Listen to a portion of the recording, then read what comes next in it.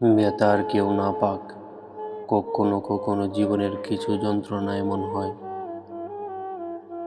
যা মুখে বলা যায় না, চোখে দেখানো যায় না, শুধু অন্তরের গভীরে চাপা পড়ে থাকে। হাসির আড়ালে লুকিয়ে থাকে কান্না, ভাঙ্গা স্বপ্ন, অপূর্ণ চাওয়া আর অজস্র না বলা কথা। কেউ ভাবে তুমি হাসছো মানে ভালো আছো, কিন্তু তারা জানে না এই হাসির পেছনে কতটা যুদ্ধ, কতটা আত্মসংঘর্ষ আর কতটা নিঃসঙ্গতা লুকিয়ে আছে। এই বুকের ব্যথাটা এমনই এক ব্যথা যা কাউকে দেখানো যায় না, বোঝানো যায় না, শুধু অনুভব করা যায় নিঃশব্দে, একা একা।